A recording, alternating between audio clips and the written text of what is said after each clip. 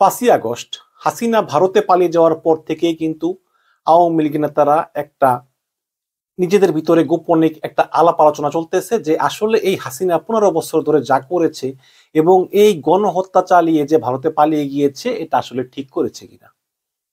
এই 15 বছর হয়তো অনেক আওয়ামী লীগের পোর খাওয়া রাজনীতিবিদরা হাসিনার ভয়ে কিছু বলেনি, অনেকে দলের ভিতরে চুপ করে থেকেছে, অনেকে আবার হাসিনার সঙ্গে শরীর লুটপাটও করেছে, অনেকে হয়তো রাজনীতি থেকে নীরবে বিদায় নিয়েছে। বাট এই দলের এই দুঃসময়ে 75 সালের 15ই আগস্ট সপরিবারে শেখ মুজিব মারা যাওয়ার পরেও কিন্তু দলটা এত বিপর্যয়ে পড়েনি, এবার যেভাবে পড়েছে। এবার একদম দলের এ থেকে জেড পর্যন্ত সকল লোককে পালাতে হয়েছে, এমনকি বায়তুল মুকাররমের খতিবকেও পালাতে হয়েছে। শেখ হাসিনা ভারতে পালিয়ে যাওয়ার আগে দলটাকে একদম ধ্বংস করে দিয়ে গিয়েছেন। এই কারণেই এখন দলের নেতা কর্মীদের একটা আত্মোপলব্ধি হচ্ছে যে আসলেই দলটার ভিতরে সংস্কারের প্রয়োজন কিনা, একটা পুনর্বাসনের প্রয়োজন কিনা। এইসব দৃষ্টিকোণ থেকে কিন্তু ভিতরে ভিতরে আলোচনা চলতেছে যে শেখ হাসিনা আসলে এই ভারতে বসে দলটাকে কতটুকু চালাতে পারবেন। এই আলোচনাটা কিন্তু ভিতরে চলছে, এটা গোপনে চলছে। এবং শেখ মুজিব মারা যাওয়ার পরে যে 4 নেতাকে জেলের ভিতর মারা হয়েছে, সেই 4 নেতার একজন হচ্ছেন তাজউদ্দিন আহমেদ। সেই তাজউদ্দিন আহমেদের পরিবারকেও কিন্তু অফার দেওয়া হয়েছিল এই আওয়ামী লীগের হাল ধরার জন্য। এই বিষয়ে একটা প্রতিবেদন করেছে জনতার চোখ। তারা লিখেছে যে আওয়ামী লীগের পুনর্গঠন 2 শর্তে আটকে যায় সমঝোতার প্রস্তাব। 5ই আগস্ট শেখ হাসিনা দেশ ত্যাগ করে আশ্রয় নেন দিল্লি। দলের নেতাকর্মীরাও প্রাণ বাঁচাতে চলে যান আড়ালে।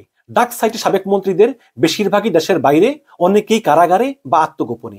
এই অবস্থায় আওয়ামী লীগের কি হবে, কে ধরবেন হাল? যদিও এখন পর্যন্ত আনুষ্ঠানিক কোনো ঘোষণা না এলেও শেখ হাসিনাই দলের সভানেত্রী হিসাবে দল চালাচ্ছেন। শেখ হাসিনা দেশ ত্যাগের পর থেকে আলোচনা আছে যে তাজউদ্দিন আহমেদের পরিবার থেকে কেউ দায়িত্ব নিতে পারেন আওয়ামী লীগের।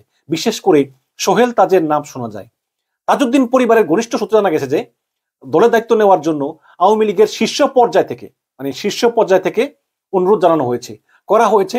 সর্বোচ্চ পর্যায় থেকে ফোন, শেখ হাসিনা থেকে ফোন করা হয়েছে। বলা হয়েছে যে 75-এর 15 আগস্টের পরে যেভাবে সোহেল তাজের মা জোহরা তাজউদ্দিন দলের কাণ্ডারি হয়েছিলেন, এবারও দুঃসময়ে দলের দায়িত্ব নিয়ে আমরা চাই তাজউদ্দিন ফ্যামিলি পুনর্গঠন করুক। কিন্তু আলাপ আলোচনার এক পর্যায়ে তাজউদ্দিন পরিবার থেকে 2টো শর্তের কথা বলা হয়। শর্ত নম্বর 1, যে বিপুল পরিমাণ অর্থ দেশের বাইরে পাচার হয়েছে তা ফিরিয়ে দেওয়া।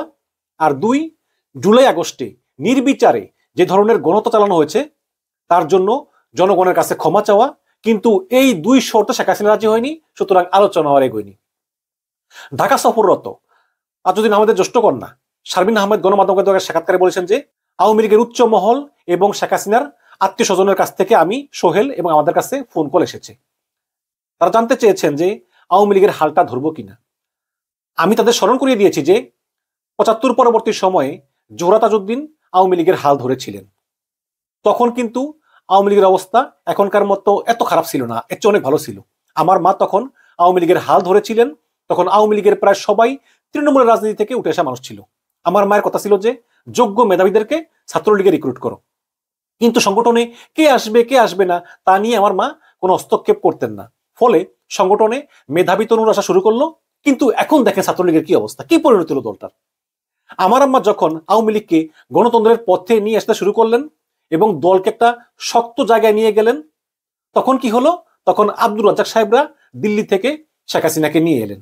এরপর আওয়ামী লীগ আর দলে থাকলো না, আওয়ামী লীগ একটা পরিবারের হয়ে গেল। আমি ব্যক্তিগতভাবে রাজনীতিতে পরিবারতন্ত্র পছন্দ করি না। কেউ যদি নতুন আসে আমরা তাদের জন্য কাজ করব, তাদের গাইড করব, কিন্তু তাজউদ্দিনের সন্তান হিসাবে আমরা রাজনীতিতে আসতে চাইব না।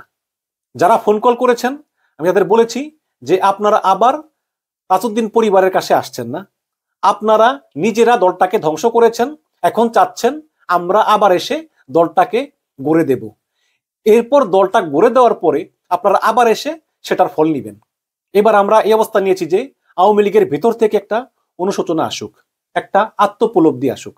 জনগণের কাছে তাদের ক্ষমা চাইতে হবে এবং প্রত্যেক আহত ব্যক্তির কাছে, প্রত্যেক নিহত ব্যক্তির পরিবারের কাছে গিয়ে পা ধরে মাপ চাইতে হবে। যে টাকা বিদেশে পাচার করে নিয়েছেন সেটা জনগণের কাছে ফিরিয়ে দিতে হবে। আমার মনে হয় না যে শেখ হাসিনা এই প্রস্তাবে রাজি হবে, কারণ এটা তো একটা মাফিয়া, একটা লুটেরা। এই 15টা বছর ধরে এই দেশটাকে লুটপাট করা এবং দেশটাকে ভারতের কলোনি বানানো ছাড়া এবং সামান্য কিছু ওই যে উন্নয়নের যে ধোয়া, এই ধোয়া তোলা ছাড়া শেখ হাসিনার কি করেছেন? কিছুই করেন নাই। যেই দলটার প্রধান উদ্দেশ্য ছিল লুটপাট করা, গণহারে লুটপাট করা এবং একটা ভারতের করদরজা পরিণত করা, সেই দলটা জনগণের কাছ থেকে বিচ্ছিন্ন হতে হতে এমন বিচ্ছিন্ন হয়ে গিয়েছে, আমার মনে হয় যে মাপ চাইলে ওই দলটাকে জনগণ আর বিশ্বাস করবে না।